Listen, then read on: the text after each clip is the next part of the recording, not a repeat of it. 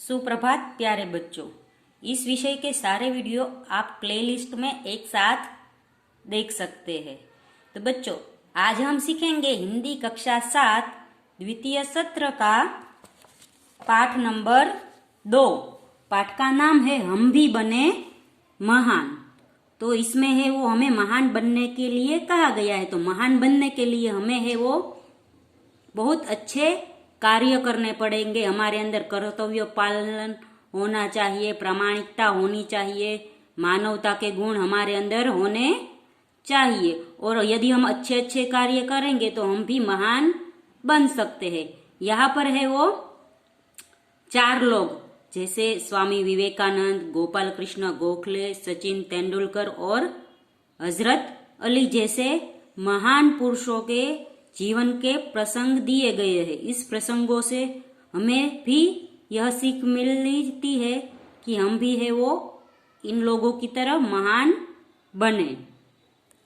सीधे साधे कार्य एवं घटनाओं में कार्य पालन, प्रामाणिकता, मानवता, अविरत अभ्यास आदि तत्व जुड़ने पर कार्य और कर्ता दोनों की गरिमा और महिमा बढ़ जाती है। प्रस्तुत इकाई में स्वामी विवेकानंद, गोपाल कृष्ण गोखले, सचिन तेंदुलकर और हजरत अली के जीवन से जुड़ी कुछ प्रसंग दिए गए हैं, जिनसे हमें महानता के कुछ बुनियादी गुण द्रष्टव्य होते हैं। द्रष्टव्य हो यानी हमें दिखाई देते हैं। यही गुण हमारे जीवन के लिए प्रेरणा पीयूष है। ऐसे गुणों को अपनाकर हम भी महान बन सकते हैं। तो सबसे पहला है वो प्रसंग है एक नरेंद्र नामक बालक का। नरेंद्र नामक बालक है वो बड़ा होकर हम उसे है वो स्वामी विवेकानंद के नाम से जानते हैं। तो पहला है कर्तव्य। मेले में सब खिलौने ले रहे थे, तब नरेंद्र नामक एक लड़के ने 2 रुपये का एक शिवलिंग खरीदा। अब भी उसके पास एक चवन्नी बची थी।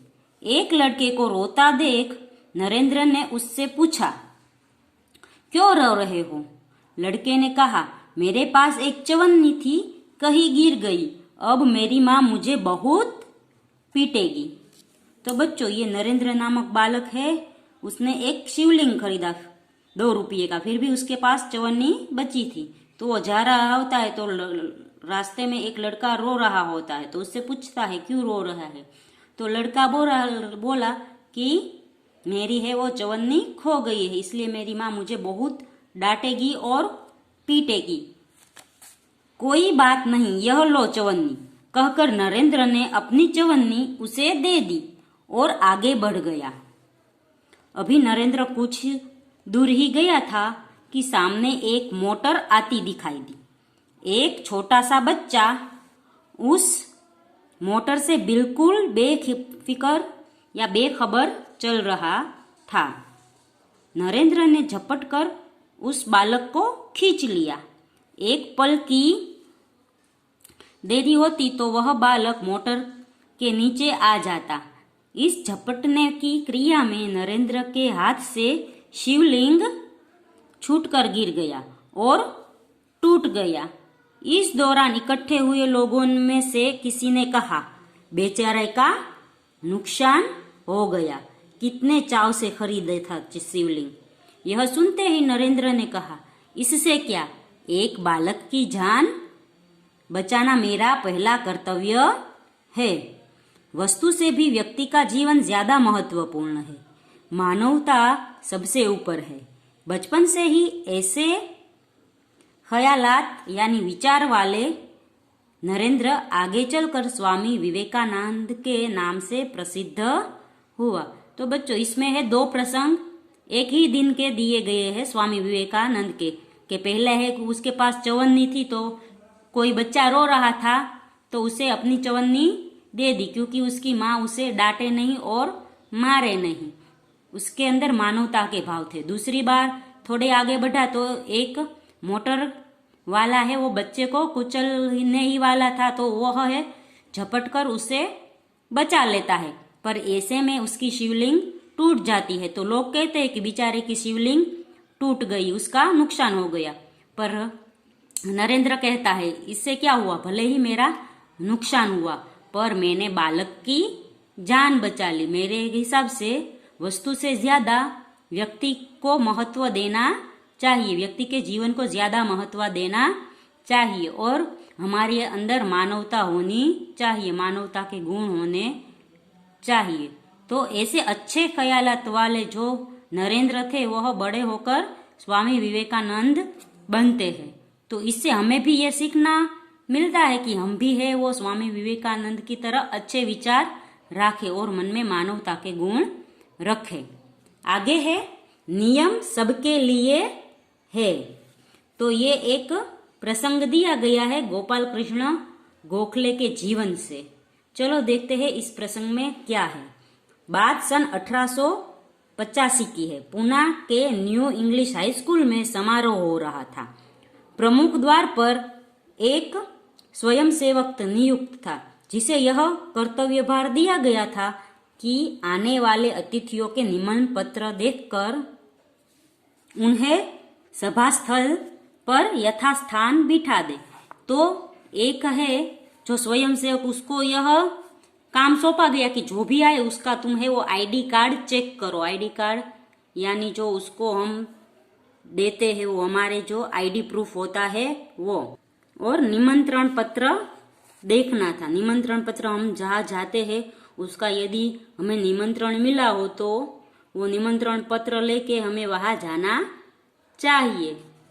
तो इस स्वयंसेवक को यह सौंपा गया था कि सबके निमंत्रण पत्र देखे और उसे उसी स्थान पर बिठाए। उस समारोह के मुख्य अतिथि थे मुख्य न्यायाधीश महादेव गोविंद रानडे। जैसे ही वह विद्यालय के द्वार पर पहुंचे वैसे ही स्वयंसेवक ने उससे अंदर जाने से शालीनतापूर्वक यानी प्रेम पूर्वक रोक दिया और निमंत्रण पत्र की मांग की। बेटा मेरे पास तो निमंत्रण पत्र नहीं है, रानडे ने कहा।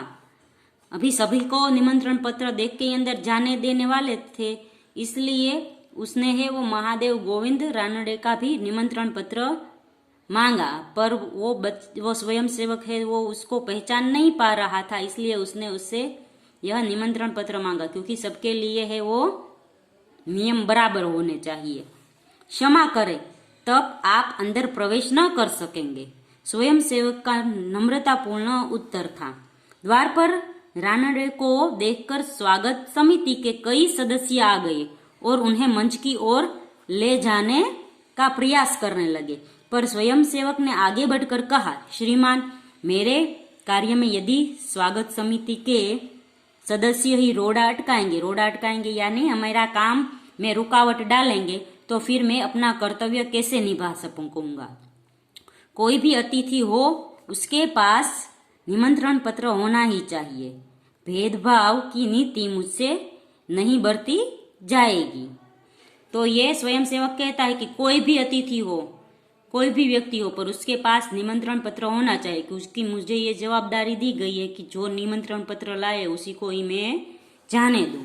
यह स्वयंसेवक आगे चलकर गोपाल कृष्ण गोखले के नाम से प्रसिद्ध हुआ और देश की बड़ी सेवा की।